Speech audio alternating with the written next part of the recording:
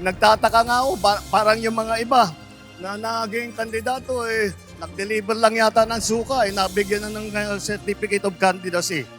Hindi po bawal mangarap ang isang nagtitinda ng suka na magiging senador. Ako'y nagtitinda ng suka, pero nakapag-masteral degree ako. Nakapag-doctor of philosophy ako. Naging CPNP pa ako. At ngayon, naging senador pa. Kaya sa lahat ng nagtitinda ng suka dyan, malaki ang tsansa nyo na magiging senador. Kabi-kabila ang palitan ng patutsada ng mga magkakalabang partido sa eleksyon. Ilang araw pa lang ang nakararaan mula ang formal na pasimula ng kampanya. Ayon sa political analyst na si Ferdy Pasion, normal na ito tuwing sumasapit ang panahon ng halalan.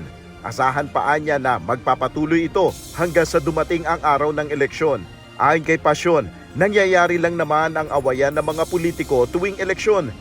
Pero ang kagandahan naman yan, pagkatapos ng eleksyon, nalaman yung mga politiko natin sa Pilipinas, magkakaibigan sila uli, no? Para bang walang nangyari.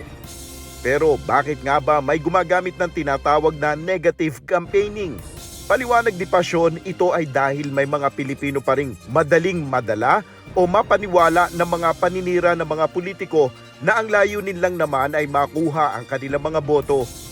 Effective pa rin yan, no? Lalo na sa mga bansa na mababa yung educational quality, no? Na ang mga tao madali pa rin masway ng negative campaigning, no? At naniniwala pa rin ng maraming mga tao sa mga sabihin na nating paninira, no? Sa ating bansa kasi for several decades in a row, may mga datos na nagpapatunay na pababa yung ating educational quality. Sa halip na bigyang pansin ng mga patot sa dahan, mas mabuti niya na pag-aralang mabuti ang background o ang mga nagawa na ng mga personalidad na tumatakbo ngayong eleksyon bago ibigay ang boto. Suriin din ninyo yung kanilang record, kung sila mayor pa o congressman pa o governor pa, para malaman niyo ito ba pro-people ba ito, pro-consumers ba ito, pro-poor ba ito o pro-oligarchs, pro-foreigners ba ito o pro-Filipinos.